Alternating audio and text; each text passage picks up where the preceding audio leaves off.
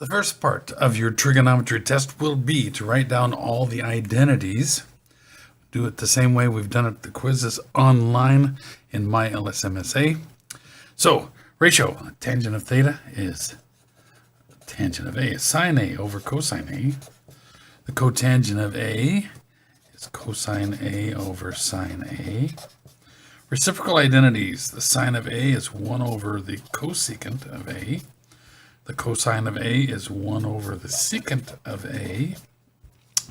Tangent of A is 1 over the cotangent of A. Cofunction is the sine, for the sine is the cosine of 90 degrees minus A. For the secant, it is the cosecant of 90 degrees minus A. For the tangent, it is the cotangent of 90 degrees minus A. You could have also used pi over 2 minus A. Pythagorean, cosine squared A plus sine squared A. The order there could be switched. 1 plus the tangent squared A equals the secant squared A. Now this and the next one could have been switched, but one of these has to be cotangent squared A on the left, and this one needs a cosecant squared A. The tangent squared needs the secant squared. Negative angles. Sine of negative A is negative sine A. The cosine of negative A is just cosine A. The sum and difference formulas. The sine of A plus or minus B is the sine of A cosine B plus or minus cosine A sine B. Had to squeeze those in. The cosine of A plus or minus B is the cosine of A cosine of B minus plus. Make sure you get those signs plus and minus, minus plus. The sine of A and the sine of B. The tangent of A plus or minus B is the tangent of A plus or minus the tangent of B over 1 minus plus the tangent of A times the tangent of B. The double angles, sine of 2A, 2 sine A cosine A. The cosine of 2A has 3 forms. Cosine squared A minus sine squared A, or 2 cosine squared A minus 1, or 1 minus 2 sine squared A. That's not all of them. There's the next page. The double angles continued. Tangent of 2A is 2 tangent A over 1 minus tangent squared A. The half angle formulas, don't forget the plus and minus. Square root 1 minus cosine A over 2. Make sure that square root includes everybody. The cosine of A over 2 is plus or minus the square root of 1 plus cosine A over 2. The 2 that I want you to remember for the tangent of A over 2 is the sine of A over 1 plus cosine of A, and 1 minus cosine of A over the sine of A. Make sure you can do those, and do those within 20 minutes. We'll continue in a moment. So this is the Chapter 5 test review. We're going to do some practice problems from the test at the end of the chapter in page 250. First one here. If the cosine of theta is 24/5 with theta in quadrant 4, find the other 5 trig values. It's not too bad if you draw a picture. Let's see, get our bullseye. If we're in quadrant 4, then that's where the triangle goes. If the cosine is 24/5, that's the adjacent over hypotenuse, 24 and 25. So we know that we can use the Pythagorean Theorem. 24 squared plus y squared equals 25 squared. See, what is 24 squared? Get our calculator out. 24 squared, 576. Plus y squared equals 25 squared. Should know this one, 625. So what is 625 minus 576? So y squared is equal to 49, or y is equal to 7. Okay, so now we know this, but because we drew the picture, we remind ourselves this is a negative 7. Once you know the 3 sides of the triangle, see the sine of theta, the opposite, negative 7 over the hypotenuse, 25, cosine theta, that was given, 24 over 25. The tangent of theta is the opposite, -7 over the adjacent, 24. The cotangent of theta is the reciprocal of the tangent, 24 over -7. The cosecant of theta is the reciprocal of the sine, 25 over -7. And the secant of theta is the reciprocal of the cosine, which is 25 over 24. And it's that easy. Another problem for review, chapter 5. Find the exact value of the cosine of 5 pi over 12. Well, let's see. We need twelfths, right? And we need exact values, which really means we need those square roots. That's got to be special angles. So 1/6 is the same as 2/12. 1/4 is the same as 3/12. 1/3 is the same as 4/12. And 1/2 is the same as 6/12. So if we need 5/12, we need the 2 and the 3 together, right? So if we want the cosine of 5/12, we want the cosine of 2/12, or 2 pi over 12, plus 3 pi over 12.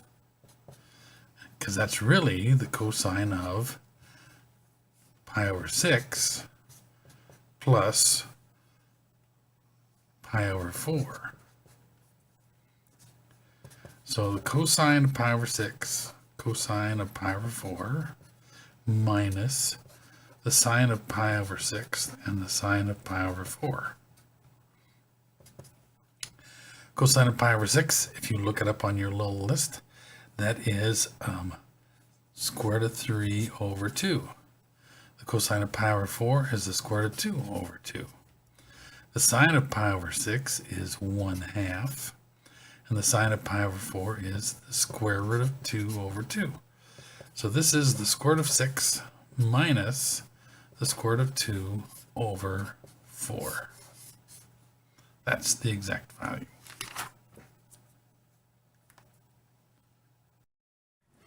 Trig chapter 5 review.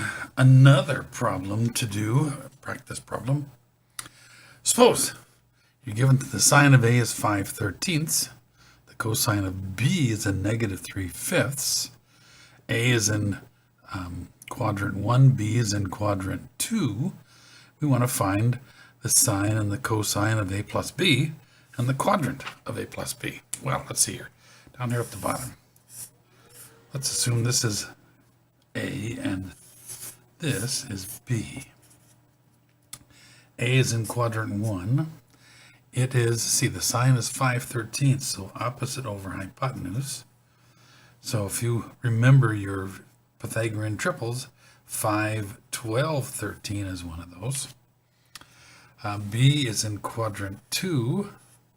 It is a -3, so that must be the negative because the radius is always positive.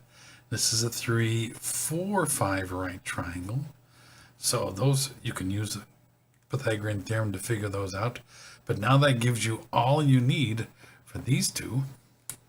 So this is the sine of A, cosine of B, plus the cosine of A, the sine of B. Let's see, the sine of A is 5/13 times the cosine of B, a -3/5, plus the cosine of A, which is 12/13, times the sine of B, which is 4/5. So we get a -15, see, 50/65, and a +12 50/65. So this is a negative. So the sign is negative. And it is a -3/65. Cosine of A plus B. So cosine of A, cosine of B, minus the sine of A, the sine of B. Let's see. The cosine of A is 12/13. The cosine of B is, -3/5. The sine of A is 5/13. The sine of B is 4/5. So we get -36/65 minus 20/65, which is a -56/65. So this is also negative. Now, the sign is negative. This is for A plus B. The sign is negative in quadrants 3 and 4. The cosine is negative in quadrants 2 and 3. So quadrant 3 must be where both of them are. So quadrant of A plus B is 3.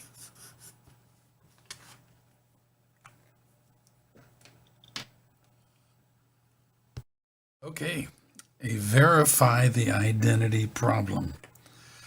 These are usually the hardest, but if you practice them, you'll get very good at them, I think. Now, we can work on either side, usually choose the more complicated side. In this case, I think the right side is, but it doesn't really matter if you see what you're going to do. Many times, all you have to do is keep a track of one side and then keep looking back at the other side to see how close you're getting and where you might have to turn in order to get to that. When I'm looking at this, I know that secant squared, in fact, I'm going to put a little thought bubble here. I know that secant squared is 1 over cosine squared beta. And I know that cosine squared can be written as 1 minus sine squared beta. And so I'm really done if I wanted to work on the left side, and I could say, oh, geez, that's just my thought, and I've done it. Now, the way I've written this, it doesn't work. I'm not going to count that because this is just thinking, and I can't see what you're thinking. So I'm going to sort of use the right side to go backwards in a sense. So this 1 minus sine squared theta is cosine squared beta. And you might put in a thought bubble to help the person grading this. Sine squared beta plus cosine squared beta equals 1. And so cosine squared beta equals 1 minus sine squared beta, if you want to make sure they know how you got that. Also, 1 over cosine squared is secant squared beta. And you might put a thought bubble that says, you know what? The secant of beta is 1 over the cosine of beta. So if you square them, that's going to be the same thing. Once you've figured that out or you've reached that spot, you can say, aha, that's what I needed. And that's when you write your Q, E, D. But notice how I've got this. I only really worked on one side. These are all thoughts. And you're just working on one side. This other side is really blank until you match that left side, in this case, with exactly the same thing.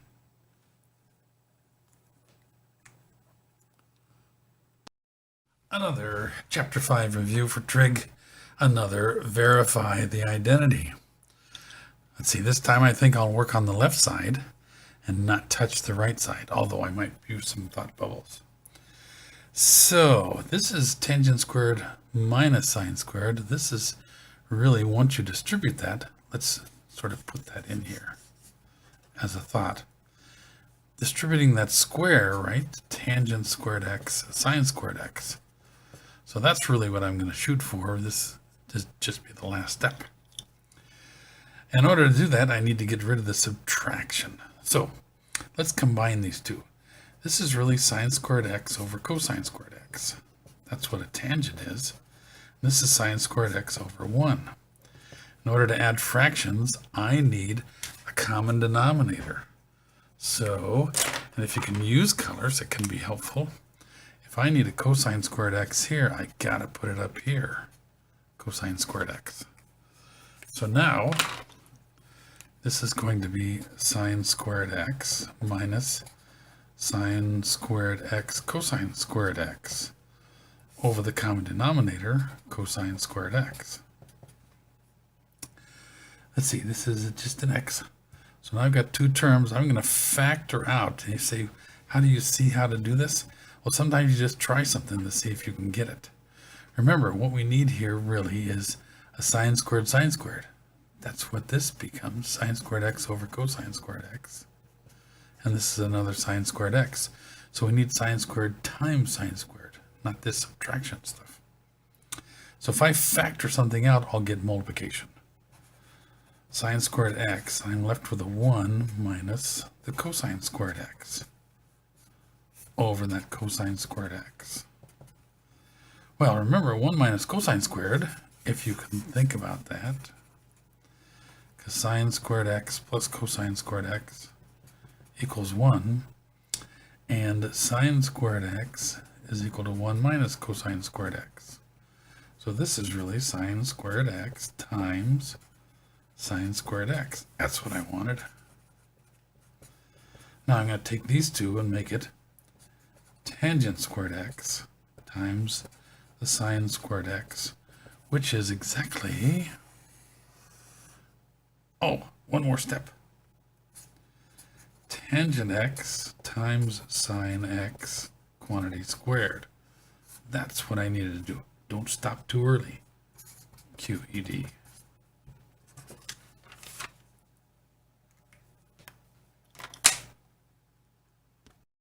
One last problem, Trig Chapter 5 review. Suppose you're given cosine of theta is negative 3/5 and theta is between 90 degrees and 180 degrees. What does that mean? Well, if we're between 90 and 180, we're in the second quadrant. If the cosine is a negative 3/5, it's a negative 3 adjacent, 5 hypotenuse. That means 4 must be that other leg. That triangle gives you all the things you need here, because what is the cosine of 2 theta? We can use 3 choices here. So I'm going to use the 2 cosine squared theta minus 1. So I need a cosine of theta. What's the cosine of theta? Negative 3/5. So this is equal to 2 negative 3/5 squared minus 1. And negative 3/5 squared is 9/25 minus 1.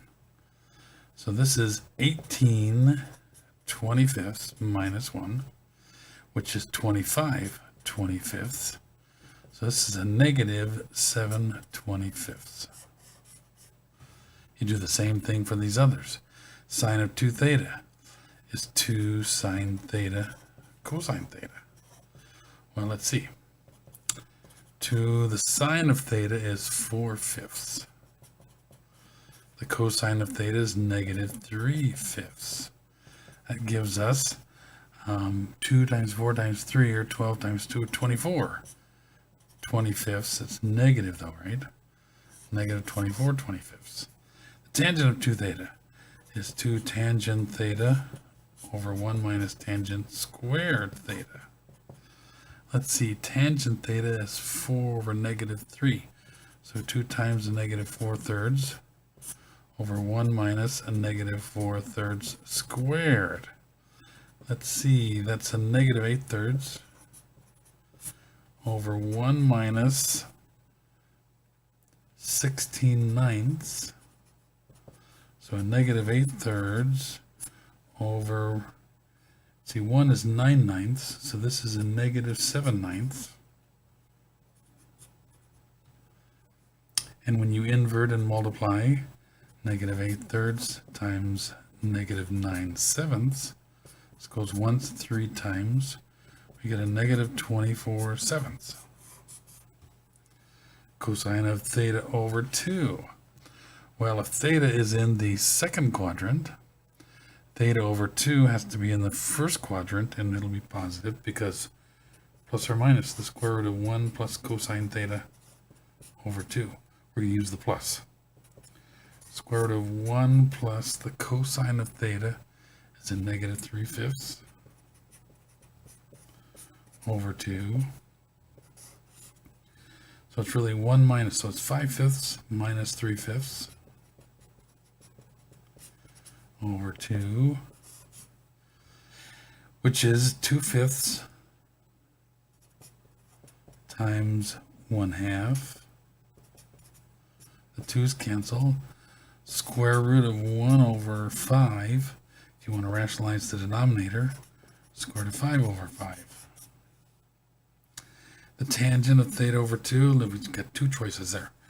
I'm going to use the 1 minus cosine theta over sine theta. So it's 1 minus a negative 3/5 over 4/5. So it's 1 plus 3/5, or 5/5 plus 3/5 over 4/5. So 5 and 3 is 8/5 over 4/5. 8/5 times 5/4. It's just 2. All you needed was this bullseye and to know the identities. That's all for this review. If you have questions, make sure you email me and I'll answer any. Thank you.